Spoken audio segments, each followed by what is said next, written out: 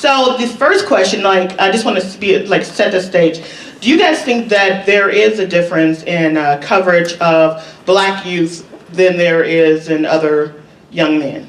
Okay, cool. Yeah, I would definitely agree that there's disparities between how African Americans are covered and non-African Americans. I think a great example of that would be Nia Wilson, right? She was murdered by a white nationalist, and they showed a picture of her. There's a picture of her where she's holding a gun, and they try to make some kind of connection. I mean, she was randomly killed on the BART, which is like a train, and the community, they try to show that picture of her. So like what was the intent behind that? Because media have a purpose, right? And so they get into a room and they talk about why we're going to use this picture or why we're not going to use that picture. And so like, what in your mind when someone was tragically killed, like why would that picture be the one that everybody's like, yes, we're going to use that one, you know what I mean? And so I think there is a disparity, and to me, I look at I teach sociology, and we talk about the Kenner-Clark-Doll test, and we talk about 3-year-olds that continually choose images that are not themselves as being beautiful and smart and this, that, and other. And I always ask my students, I'm like, did their parents sit them down one day and was like, are you coloring in your lines? Well, that's great. I want to tell you, because you're Black, you're going to be this, this, and this. No, they weren't fed these negative, stories of themselves from their parents. So where are they getting it at 3 and 4 years old? You know what I mean? If it's not through the media. And I'm not even just saying news media, but I'm saying media, period. You know what I mean? Movies, cartoons. You know what I mean? I mean, it's 2007 or 18 before we got Black Panther. You know what I mean? It's like why is that? You know what I mean? And so I think it's this whole narrative of African Americans being, unhuman, criminals, all these things that the narrative is still being perpetuated in our communities. I'm sorry. You can hold it. You can hold it the whole night. I told him I would just defer to him, but he went first. So what I would just say to that is based on a comment that a panelist made previously. I don't believe that the media does sit there picking pictures in terms of going Black story or white story or that idea. But I do believe there has to be, what we don't see is balance. That we see more negative images of African Americans doing things, whereas you turn the pages, you'll see, if there was a negative image of a Black on the front page and a negative image of a white on the front page, you turn the page, positive images of white people, no positive images of Black people. Turn the page again, positive images of white people, positive images of more white people. You might turn the page again, another negative image of a Black person.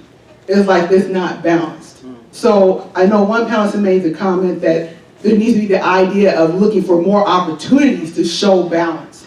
And it doesn't seem like that happens. It seems like you start to get the impression the only thing Blacks are in the paper for is negative stuff because that's all they're doing. There's nothing positive, because if there's something positive, we would put it in there like we do with other races. But we can't find anything except for negative things. That's the perception. Whether that's the intention doesn't always translate. It feels like that's the perception. So that's what I've seen.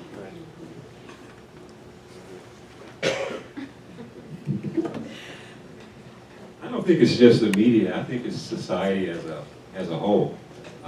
When you talk about the media, it's a money-making business, and you're going to do what sells. One thing that comes to mind is during football season, there's 15 minutes of news, and then there's 15 minutes of football. Well, there are a number of Black African-American schools in Dayton area, but you hardly ever see those young men covered on the news in that 15 minutes. And that tells me that the news is driven by money, because it's targeted towards those who have the money. I've never seen a McAfee truck in my neighborhood. I live in the city of Dayton, but I see on TV McAfee 8 at 8, big sponsor. So thank you, McAfee. I'm sorry. I said thank you, McAfee. I don't see Kilgore, which is a person in my community, on TV. They can't afford it. But I see the media targeting their customers, and their newspaper and their television coverage is targeted to those who are spending the money.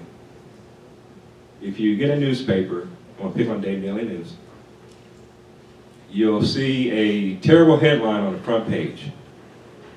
And it's something that's going on mostly in the city of Dayton. So someone who buys a paper, their circulation is not in the city of Dayton, it's in the suburban communities. So those people buying a paper, having their cup of coffee in the morning, look on the front page and see something, oh, it's really bad over there. I'm glad I don't live there.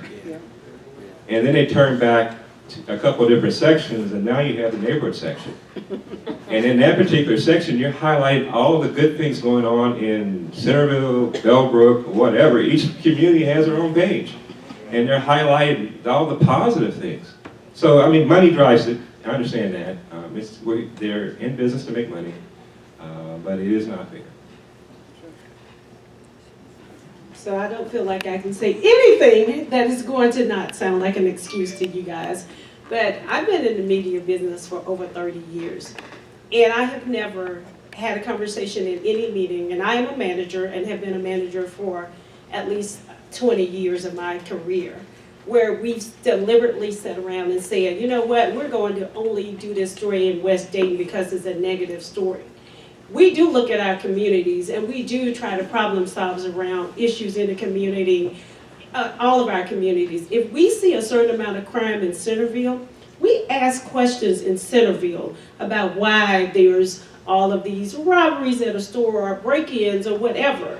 We also have that, we ask those same questions. We've had 6 homicides in the city of Trotwood in this year. That's a large number for a city the size of Trotwood. And we ask that question not because we want to portray Trotwood as a bad place to live, but because Trotwood is an important community for us. And we believe that Trotwood is an important community that we need to be covering. And it is a part of our job to ask that question. And yes, when you might look at the newspaper and only see those images that you think you see, but I can guarantee you, if you read every word and looked at every headline in that paper, you will see African Americans highlighted. But you know, you have to look through every section of the paper. I think that, yes, we tell stories about things we know, just like Rhonda said earlier. And we may be guilty of not knowing everything that happens in the community. And we may be guilty of only knowing about the things that are in our community. I live in Kettering, so I know more about what's going on in Kettering. However, I do, make a deliberate effort to go to different parts of the city because I'm a journalist and I care about this entire community and I want to understand it. It is a perception issue. I'm not going to say that we always get it right as a media entity, any media entity I've been a part of. But I will say this, having people like myself and Amelia be a part of those conversations does help. And so when you have media organizations who are really willing to have the diversity, racial, religious, and otherwise, it helps with community coverage. Yeah, and I wanted to maybe clarify, or I don't think that people are sitting in the back room and like, okay, how can we portray African Americans as negatively as possible or anything like that. And I do appreciate to your point that if, maybe part of the answer is having more people from, west side of Dayton being in the media, so they know more what's happening in the community and can share those highlights. But I think what happens is that there's not a conscious effort of like, okay, like how is this image going to be portrayed? And I'm thinking of another example that, that's more on a national level, but when Hurricane Katrina came, we had 2 families wading in the water, right? One was seen as, oh, they're surviving, and it was this thing of like, oh my God, it's a horrible situation, and they got some food, and like they're trying to survive. The other one was that, oh, these people are looters, right? Which one was black and which one was white? Survivors were white, looters were black. So I didn't have to tell the story. We already knew it, right? Because we know how this stuff works, right? And so I think like how the analysis is done, and how the images are used. Trayvon Martin's image, like like what images are being used, you know what I mean, matter. And I'm not sure if everybody is consciously, you know, thinking about what image to use when they should. I'll speak to that. So I know on a daily basis, every single day, we may not have that conversation because it may not warrant that kind of conversation, but I can guarantee you, I've been a part of conversations at Cox Media Group and other places I've worked about how we're portraying things and what images we are using. If you guys remember, we've had a young man here who's been a part of the national news, and I'm only bringing this up because the media made a difference in this case. His name, he was accused of raping a young lady at college, he went to Stanford. And yes, the image that was released to everybody, his police mug was a clean-cut young man. The media questioned how he could look like that if he had been in jail and he had been drunk. And that image, the image of his actual jail booking was then released. So the media does pay attention to that kind of thing. I can't tell you that we do it every single day because we're, you know, about the business of putting out newspapers and doing broadcasts, and sometimes we are doing our jobs and not having a gut check, but we do have gut checks. I promise we do. Okay, this is a question actually went back to the last panel, but since we have a representative from the police department here, I'm going to ask this question. Somebody said, let's talk about why that 8-year-old said he didn't like the police. So what do you think about that? Why do you think that 8-year-old said that? It's learned behavior. It's what's taught in the home. It's that comment of, oh, there's a policeman, if you don't behave, he's going to arrest you. Those little comments, children hear those things, and things that adults say about police relations, the kids are listening and they form their opinions because they have a blank slate. They don't know. They've never been, for the most part, never been involved with a police officer.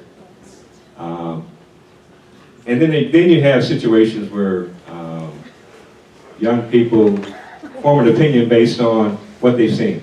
They may have seen something happen to a family member, and that could be also the basis for their opinion. Okay, and to follow up on that question, what is the police department doing to kind of change that perception here in Dayton? Well, we're just now completing 2 programs.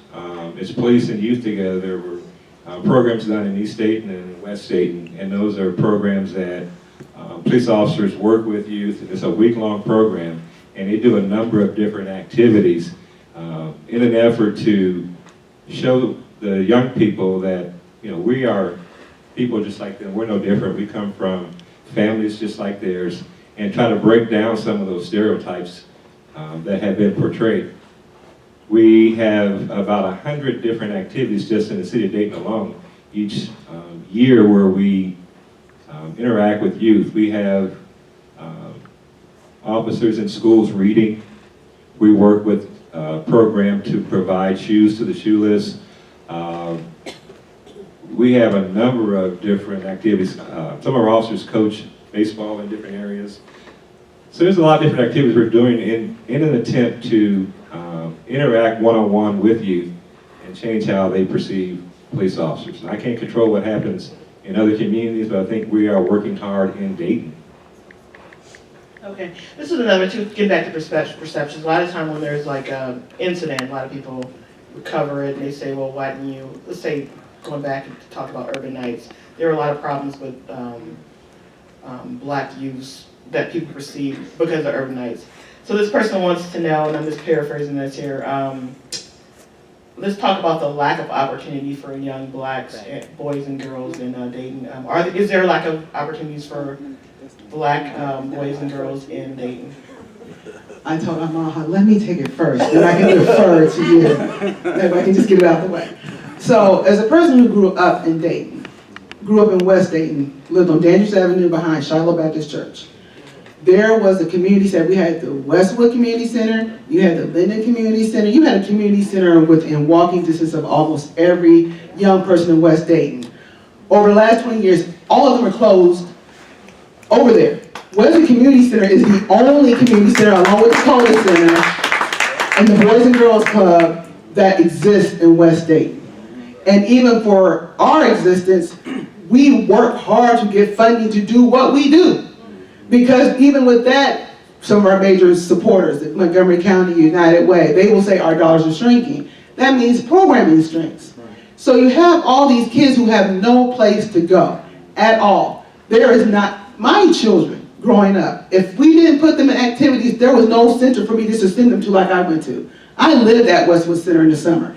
That's where we went. There wasn't a lot of programming, but we just could hang out. We had a very good time there. And we hung at the pool. All that's gone. What do you expect kids to do when they can't get jobs anymore at the age of 15 or 16? You got to be about 18, 19 to get a job. So you got these kids, they get out of school, they have nowhere to go. Parents are working, sometimes 2 jobs. Kids do what kids do. All kids can be mischievous. All kids, that's all races, if they don't have some structured activity. So you look up and you see kids who go home and John says, hey, come on man, come over to my house. We want to sit over here and play some video games. There's 4 or 5 of them there. Mom's not there, dad's not there. They're playing games. Like, man, I'm bored. What you want to do? Man, let's go throw rocks someplace. I've seen this happen. Let's go throw rocks someplace. It ain't fun to throw rocks if you ain't hitting nothing. So, you just start throwing rocks. But I can tell you what I did. If I didn't have structured activity, I know what me and my girlfriends would do. Let's get on the phone. Do y'all remember having the phone books? Yeah. I know some of y'all young are like, what the? We used to get the phone book out, call people, and that was our fun for the day. Okay? So people, young people, and look at me, right? I'm not a delinquent person, but this is what we did when we didn't. So I think a lot of times we have this idea when we see young people get into trouble, we paint them, oh my gosh, they must be a delinquent, they must have deviant behavior. They're just bored, and bored people look for things to do. And that's the problem. And we don't seem to be finding a way as a community to say we need to do something about this. Even when you go back to talking about media and perceptions, I'm sure everybody in the media works to say we don't want that perception to be out there. Unfortunately, it is. So the question you just have to start to ask yourself every day, what can I do today to try to change that perception or address it? What can I do? I think as a community center, what can we do every day to help more young people? What kind of partnerships can we have to address the needs of young people? Because we know it's needed. The idea of not doing something about it or thinking, well, I've done the best I can, unfortunately, because of what we're seeing happen, our best is not working. We have to find a way to be better. It sounds hard, but we have to find a way. And now I would defer to Amaha. Hashtag phone books. Good. Bring it back. Yeah, good, thank you. But and, I mean, I would agree with everything she says. The Kerwin Institute, along with Ohio State Kerwin Institute and Montgomery County Public Health came out with the opportunity maps a couple years ago. And they define opportunity as conditions favorable for the attainment of a goal.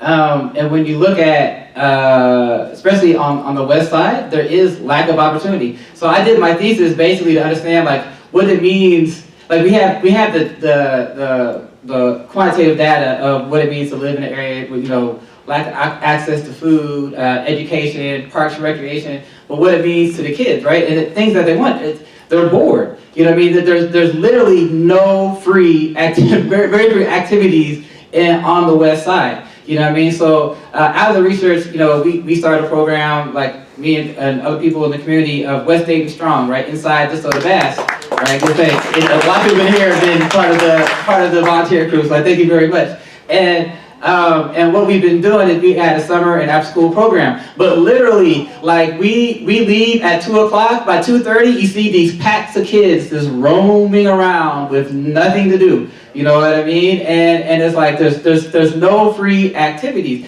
And so like to me, like when we look at urbanitis, it's another, those are symptoms, right? That's not the problem, right? Those are the evidence of things unseen, right? We need to get to the root of these problems, right? And to me, it's dealing with structure, because we basically have we've structured inequality, meaning that we have areas of concentrated advantage and concentrated disadvantage, and so like. And to me, I think it goes even deeper in looking at our access to food. And I say that because food, along with trauma, impairs youth development. So in these areas where kids are experiencing complex trauma, the literal brain development gets hindered, right? And so it's like, what are we doing to start solving these deeper problems? You know what I mean? And so it's like, it's gonna take some honest answers, right? Because hypersegregation, we're the second most segregated, well, we're the ninth most segregated city in the country, right? And so how that ends up is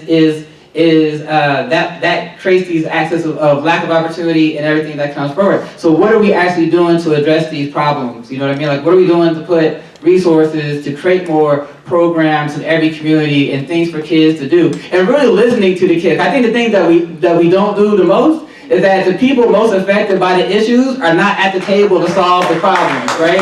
And so like, why aren't the youth directed and leading us and what they want to do? You know what I mean? Like one of the things that came out of my focus groups was coding, you know what I mean? So now we're working on creating a STEAM lab, so they have coding inside the soda baths, you know what I mean? Like, what are we doing to create opportunities that the youth want, you know what I mean, to help keep them engaged and involved? Okay, kind of get back to the media though. Mary, what, you know, Rhonda is standing here so she can help you. She's not doing nothing anyway, so she can help you. Okay, what can Amaha and Yvette and other people with positive stories do to get those stories into the newspaper, on our websites, on our TV screens? What should they be doing to help us tell those stories? Call Amelia, and her phone number is. No, seriously. What you can do is, you know, I realize, and the actual challenge of reaching the media effectively doesn't just impact, you know, the people in this room. It is a process to understand how to get access to coverage for all of the media. But one of the things to understand is the news cycle, right? For TV, you need to understand if you call the TV station in the afternoon, you're probably less likely to get coverage than if you call them in the morning when they're still planning coverage. For the newspaper, we have deadlines. So, knowing how to navigate the system. A lot of people send press releases. You don't have an organization that can write press releases. Send an email. We have a email account that we use, and that email account is sent to our central location on our breaking news desk. They coordinate all news for the newspaper, the TV station, and our radio station. And then we know about what's going on, and that information is disseminated, and we make decisions based on resources. We are a business. We do have resource constraints, and also on how much interest and how unique it is. We also, the Dayton Daily News has what we call neighbor sections. We have different places that your news can be put. Everybody thinks about the front page. You know, yeah, the front page is important, but there are other places you can be. We have, if you have events, we have places that you can put your events. We have an entertainment website. We have, you know, just a lot of different places. You know, but the main thing is to get the information to us. And I wish I could remember the email address off. Okay, that's what I'll have it to. At the end of the. No, it's a. I would, no, stop it. It's She's- BNT at coxinc.com. Did everybody hear that? BNT at coxinc.com. And that group, which Fraser's a part of, is kind of our clearinghouse. You send an email there, people know about it.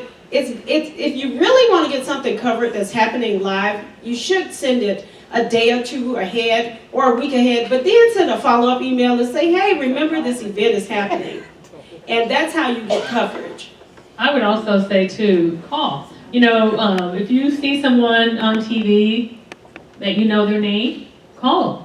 We answer. I mean, if I'm sitting at my desk and my phone rings, I answer it. I don't screen my calls to know who's calling me or not. So if someone calls, I pick up the phone, I answer it, because you're aware that you may get story ideas by picking up your phone. And that's the thing, we come in every day, we have morning meetings, but we have to come in every day with story ideas. You better not walk in that meeting and say, I don't have any ideas. You know, so when people call me and tell me things that are going on, I can pitch those stories in the meeting, in the morning meeting. And it's more likely to get done because I'm talking about it. I'm saying, oh, hey, this is a good story, and this person told me about this, you know. So if you see something, you know, or you have an event and you want it covered, call me up. say, hey Rhonda, can you guys cover this and that? Can't promise that we would cover everything, but if you tell me, then it will at least be heard from, my managers and all those people will know about it, because then we'll be able to cover it. And on the weekends, if you got something going on the weekend, we have one crew on the weekend, but it's more likely we can get to it.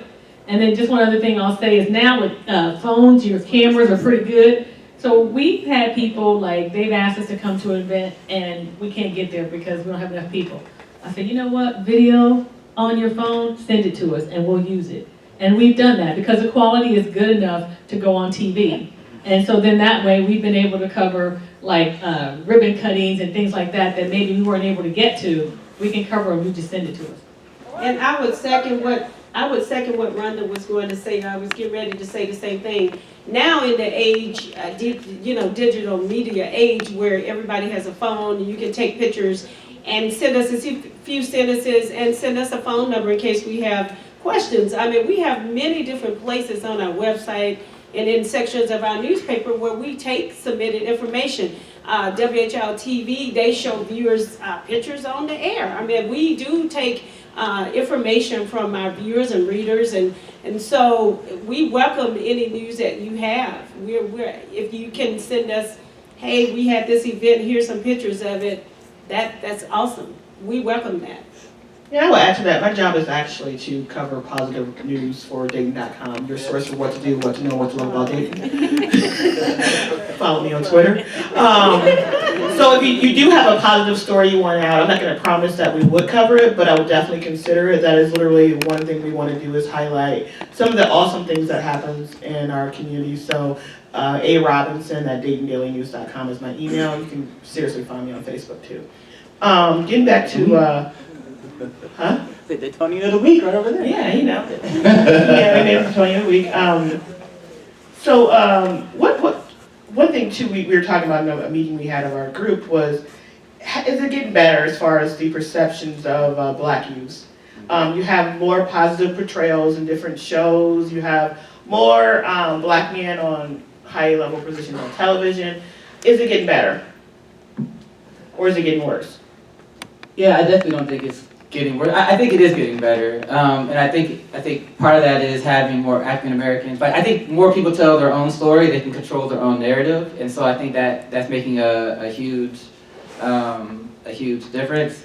And so I definitely think it's getting better. I think there's a lot of work to be done. It's interesting, to Yvette's point, we named, so West Dayton Strong didn't start as an organization, it started as a hashtag. And the reason it started as a hashtag is because when you look up West Dayton on Google, all you see is negative things, right? We're no, we have strength, we have assets, we have great resources inside our community. And so the whole idea was if you see something, you tag it, West Dayton Strong, and then turn something else. And so I think I'm saying that we need to control our own images, right? We need to control how we tell our story, because if not, someone else is gonna tell it, right? And so that's why I think it's important to have, and to your point, having you at the helm, helps with, making sure that next dot is crossed, right? But if people from other communities are at the helm, they might not ask those questions, right? And so I think that's where it kind of boils down to a little bit. And that's why it's important to have multiple people at the table, so that everybody's voice is heard, respected, and the dignity. And I think there's one thing I wanted to point out as a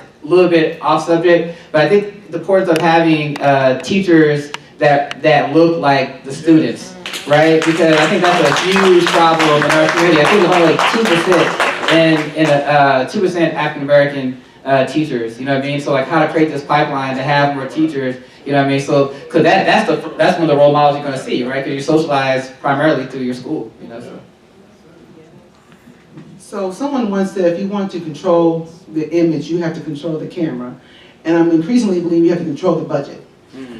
Because I do believe that there is definitely much more increase in media in terms of African Americans, period, and African American males. I'm not sure when African American male comedians became the ideal person for a game show, but it seems like every African American male comedian now has their own game show. So you definitely see more blacks portrayed positively. But if you're just talking about in media in general, but still when you get to the news, it still sometimes seems very one-sided of what you see. And I think that since that's kind of the conversation that was happening nationally among the black journalists about blacks in media, is the idea of, I might watch Blackish and see Anthony Johnson on there, oh, he's funny, we're all enjoying that, but then when the news comes on, you know, you see something where a mugshot's put up there and it's like, oh my gosh, that becomes the black, the Blackish guy is special.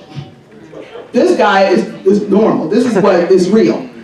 That so I like him because he's a star, he's an athlete, he's a this, but if I did not know him on a show, and this went off what I thought about black males based on what I see in the news, if I walked down the street and saw him and didn't know him from a TV show, I would connect him with the image of what I saw on the news, not the image of what I saw on Blackish, because that person's special. And we've seen it happen in how we see arrests where if a person didn't know somebody was a celebrity, the basketball star who had the police arrest him, and it was all a big thing on media, and then, oh, you're an athlete, oh, well, that just changes the whole thing. I think sometimes we don't realize, as much as we all are working to try to change images, how much work we have yet to do, because some things have just been so ingrained in this society. The media situation didn't just start in the last few years. You gotta go all the way back to when TV was first invented, or even when you're talking about films, and the first images of blacks, and it's the birth of a nation. A white guy, the Ku Klux Klan had to keep the black guy from raping all the people. I mean, birth of a nation. Even though black cinema came back a couple of years later to try to defute with those images, it was already a start. So now we're always in a stage of trying to refute an image. The image gets put out there, we all work to try to refute the image. So it seems like we're still catching up, we're not even yet. And I think that's the part that I think sometimes for maybe some of you working in media, you're like, oh my gosh, Yvette, we're working so hard to correct this. And I'm like, I know you are, but it's so deeply ingrained. It's gonna take a while for people to see, if I don't see you on TV, but I see you walking down the street, I believe that you're not the person that showed up on that media, that you're not gonna rob me, you're not gonna hit me, you're not gonna do all these crazy things.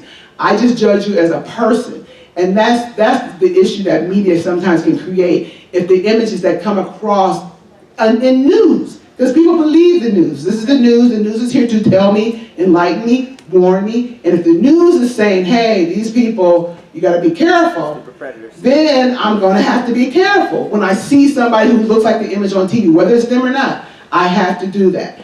And I think if you're, I know my son, you know, he's talked about as he's gotten older, stuff he didn't think about before, he now has some concerns. He gets concerned. I like you a lot, but he gets concerned when he sees the police because all of the media betrayal about police. Now he's concerned like, I didn't used to be afraid, but it's just every day I got something on, the police stopped you for barbecuing, the police stopped you for this, the police, you can't go to your own golf club. So now it starts to feel, and the media helps to promote that because it works, but then it's the outcomes that come from it. It's the outcomes that come from it. So how do we balance having news coverage that works, that can function as a business, but the outcomes aren't so damaging to one group of people?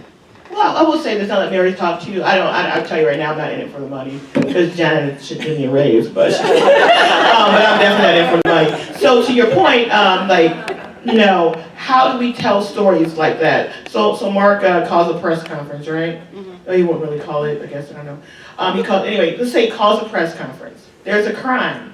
How do we cover that in a balanced way that would help the situation and not further deepen this sort of perception of black men? Like, what do you want us to do?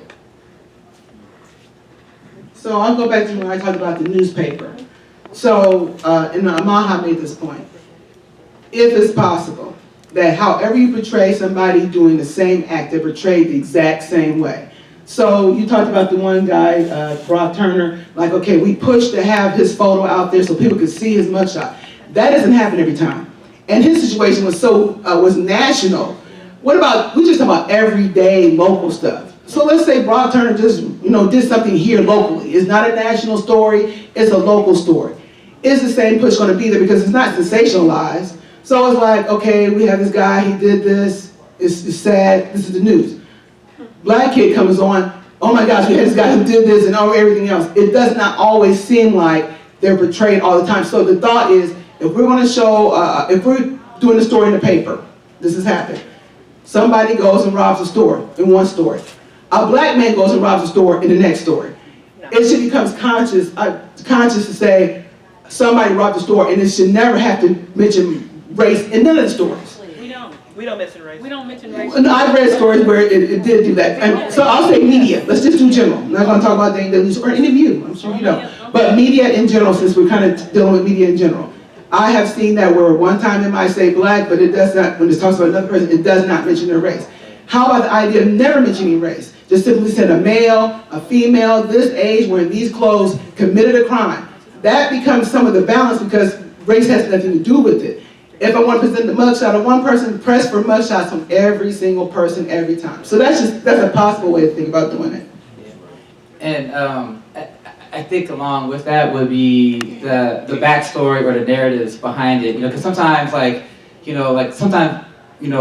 information is being reported, and they go back and say, oh, their parents did this, and there's this whole it's how they portray the context. I think sometimes it might not be as balanced with all parts of the community, and so I think so I agree. If there's going to be a standard that we look at all this stuff, then fine, but just do it for everybody. You know what I mean? And so I don't think that always happens. And so the context that creates these assumptions, because really on some levels we're talking about dog whistle politics, right? And we're talking about how you say certain words, and it's like a code word that that sends these signals that I know what you're talking about. You know what I mean? And so it's so I think consciously fighting against that. And I also agree that it's structural because I think the same thing's happening in Dayton. It's if we give resources equally to the East and West, but we start at a disadvantage, then you're still structuralizing inequality, right? And so has the media as a whole really taken a step back and been we need to change the structure of how we construct images, how we construct the narratives, and maybe they have, I don't know, but if you're not going to take those intentional steps, all we're doing is reproducing the same inequalities that happen all along, even with the people in it that are well-meaning people. If you don't change the structure, then we're going to still operate out of that dynamic. I would just say real quick though, we don't say black suspect, white suspect, because but in the past, media companies have, but times have changed. But the perception is that we do, so that's a problem. So even though we don't do it, people think we do. Yeah, because you're talking about it doesn't really say you anything. need to describe that person, and if you just say, oh, it's a man. If you just say, we use race only if you need to describe someone like a suspect. If you just say, oh, a man who's 5'2", whatever, that's not telling you. But if you say, it was a black man who was 6'4", had dreads, where you can better describe him, then we use the race. But other than that, if there's no need to say the race, if you're not talking about a description of someone they're trying to catch a suspect, we don't use it.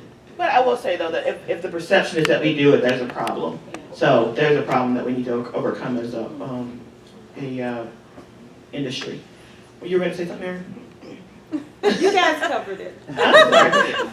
Okay. Well, we've actually gone over time, so I just want to. Oh, we're about done. Did you want? Okay. One last question. Okay, we have a youth question. Okay, we'll see.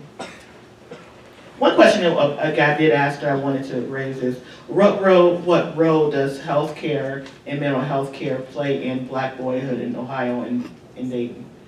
We did that way, bring the question.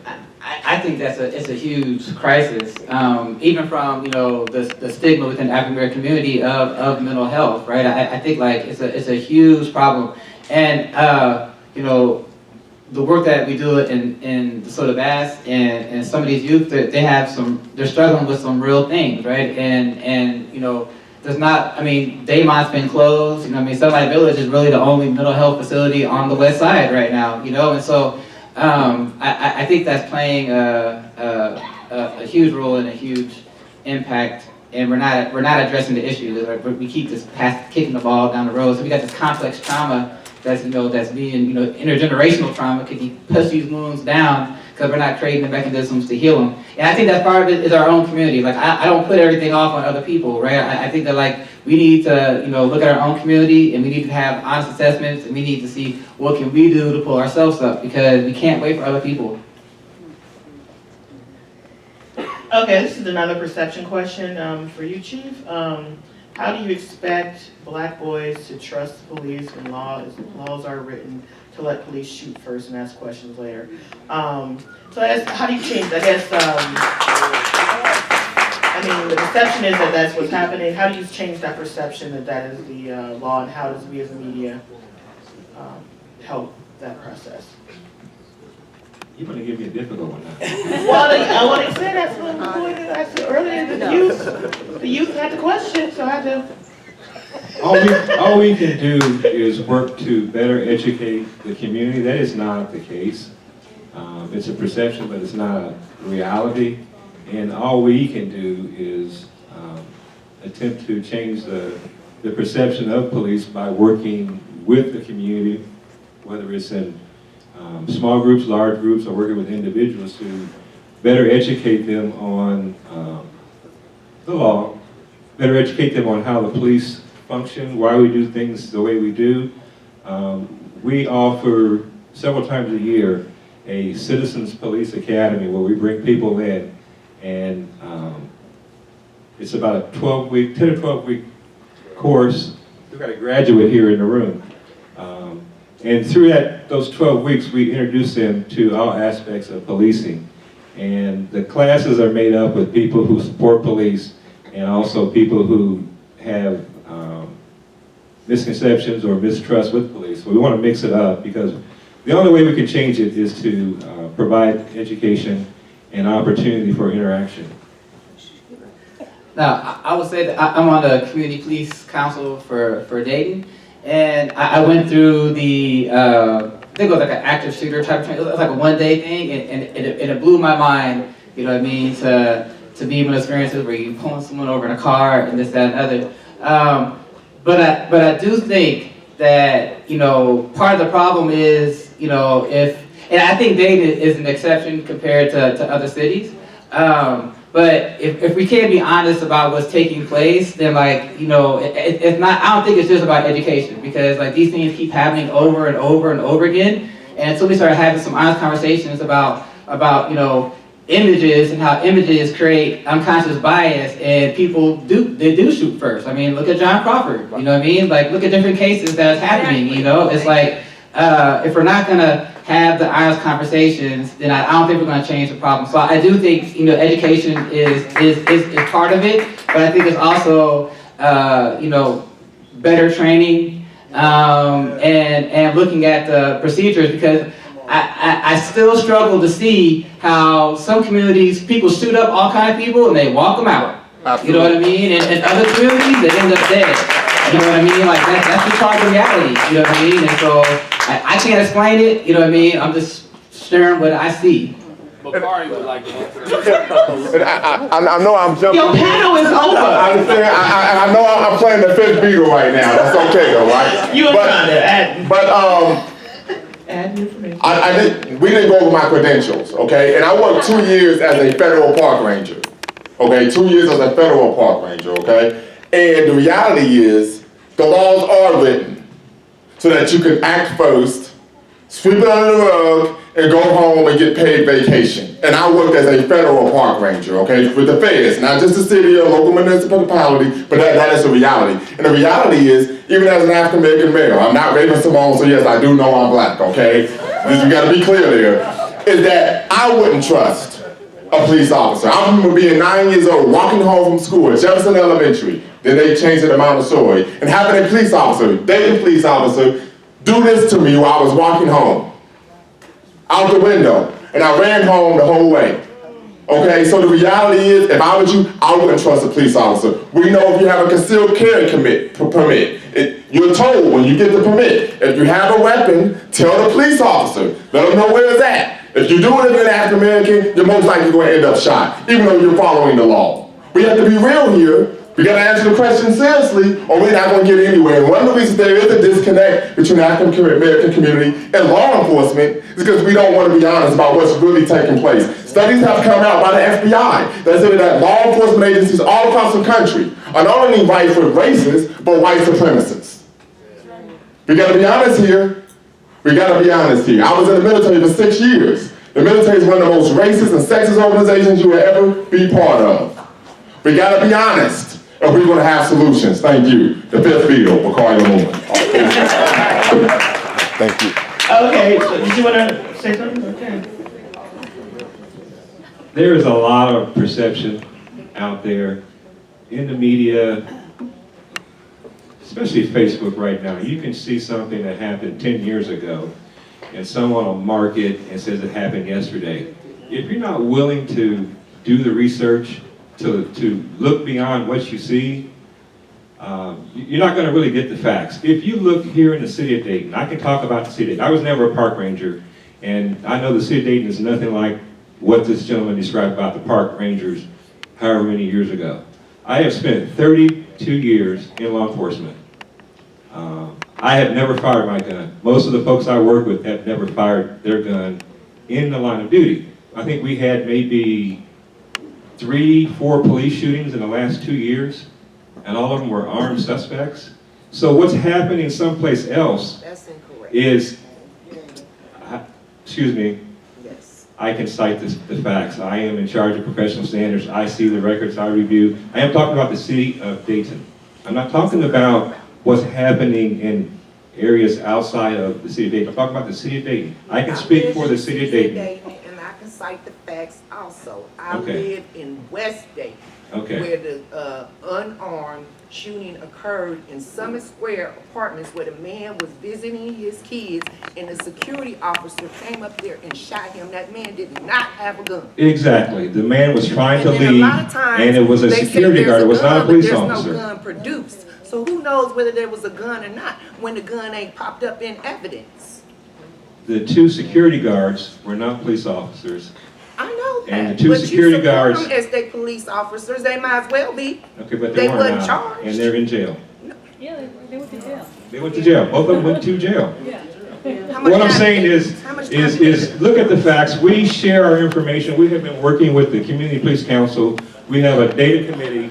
Amaha's on that committee, and what we do is we show the facts and figures for the city of Dayton and what's going on in the city of Dayton. We also talk about the training that we provide the officers in the city of Dayton. What's happening in other communities, I can't speak for, but I can assure you that I have spent the last 10 years trying to do everything I can to make sure that we have the best police department. Now, do we have officers who do things wrong? Yeah.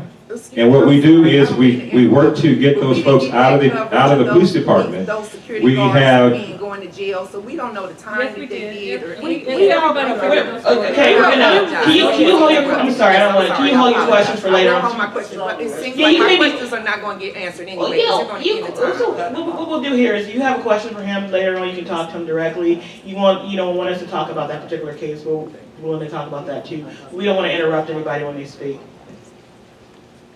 One of the things I've tried to do is to get young black males and females to join my department, because you cannot make change unless you're in the room. And I have, for the last many years, done recruiting myself. I have gone out and had conversations with ministers, NAACP, many different groups to try to get individuals to identify people who they believe would be a good police officer and encourage them to join the Dayton Police Department so we can make our organization look more like the community that we serve. We have a difficult time in getting African American males, black males, whatever you want to call them, and females to join the Dayton Police Department. They're just not signing up and taking the test. So if you walk away here with anything, we're going to be hiring next year. We're going to be giving a test this fall and putting together an eligible list. We will be advertising, so think now about someone you know who would make a good police officer. Talk to them, and if they say, well, I don't know, encourage them to take the test. They don't have to take the job, but take the test, get involved in the process, and get in the room so we can make change. All right, so we're gonna try to end this with a positive note real quick. So we're gonna ask close to the same question I asked the last panel. Give us a positive story of a black youth that we should be covering. I'll give one. So when we started West Dayton Strong, there's been a young lady from Cyrus. I can't think of her last name, but Dejanay is her first name. We call her Dej, and she is the most amazing young woman I probably ever met. Past my daughter, go with Bacardi though. So because she volunteers like I don't even know how many hours. I mean like she's constantly there. The kids love her. She's very good in school, you know, and I think to the perception, like a lot of people have a misperception of the soda baths, but I can tell you numerous brilliant youth inside of the soda baths that just need more opportunity and access to opportunity. And so like there's positive stories all over the place of youth and Dayton. So like when I hear people always talking negative, I'm like, I don't know where y'all at, because like I'm seeing a lot of youth doing amazing things, you know what I mean? So yeah, but I would raise up Dejanay because she's one of my all-stars. So this summer, during our Juneteenth event, we hosted a Young Entrepreneurs Business Fair. So I have 4 young people who had a pop-up business during the Juneteenth. A young man named Michael who had Katie necklaces. A young girl named Josie. I think Josie's like 9 or 10. She had a lemonade car wash business. Then we also had DeRay, who sold cupcakes, and Taylor, who made her own scented air fresheners. Those 4 young people put their business together, brought their products out there, and sold product. And by the end of 3-4 hours, they had together made over $500 doing their own business. And that was out there, and it was just wonderful because there's so many young people who don't get a chance to see careers beyond just working a job, but the opportunity to do entrepreneurship, and they all did it themselves and invested their own money, and it was beautiful. It was excellent. Next time, call us before so we can write a story about it. I actually sent out press releases and stuff, probably just... You got my phone number, don't you? Oh, so I get what I do now, because I think you gave it out. So we'll make sure it's more directed. It's not just sent to a general fax. We'll make sure it's more directed. I can't just name just one. I would encourage you guys to come over to Madden Golf Course and cover some of the youth involved in the youth golf program over there. I think that if it used to be pretty strong a few years ago, now it's waning because of lack of knowledge. And there's a lot of scholarships that go unfilled for black students all over the country, and you have non-black students at historically black colleges playing on the golf team because they received a scholarship. Golf is an unknown. I picked it up very late in life, but I think it's an opportunity for our youth to learn some valuable skills, and also there's plenty of scholarships that they can go to school for free. So I'll talk about a young man whose mother, single parent, and 4.0 GPA from high school.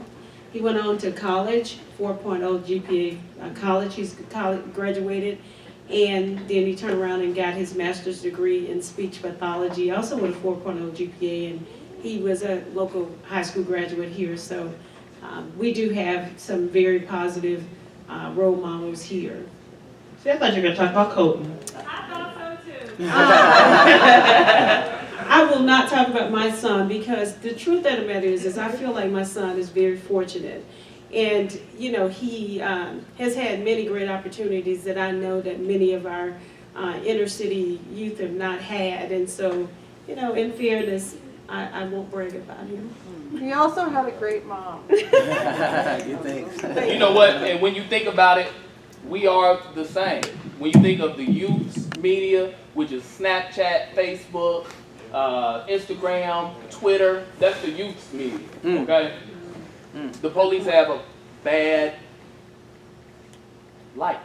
When you look at our media, and I'm talking about movies, music videos, television, the black male or black children have a bad light. And you look at them, you come across them, and it's okay if they push you down, you shoot them, oh, they pushed you, so it's okay. That's okay. But we have to take ownership, right? And when you leave, what was your name? I want to get your name. What's your name? Tamiko. Before you leave, Tamiko, so don't leave angry. You got to come over here, you got to give Mark a hug, and you have to, listen, Mark cares. and you Okay, care. I have Wait. Mark cares, and you care. And you can ask him a question. But you got to make sure that you get the information, right? And if you guys see something, take ownership, right? Somebody from Centerville, a Centerville teacher, and I'm also a teacher, said that they wanted to help be mentors to students. Make sure you talk to me, because I'm looking for people to talk to students all the time, right? Sometimes I call them out of the blue, and they come talk. Ain't that right? And they come and mentor. But you got to take ownership. It's time to take ownership, because we can't put all of the media and the perceptions on the shoulders of Cox, right? That's a tough world to carry, right? And that's a big responsibility. We have to come together. It's not about being combative with each other. It's how can we make this work together. All right? All right, on that note, hey, I just want to thank you guys for coming out tonight. I hope you guys got something from this discussion. And we're going to be having more events coming up in the school next year. We have your emails. We're going to go ahead and put those in those events in an email and let you know about them. So once again, thank our panelists for their time. And Mary Irby-Jones' son Colton is a fantastic singer. Look up the band. Nico. He's released a single. It's a great single. It's a great video. Have a good night, everybody. That's my son. Well, we have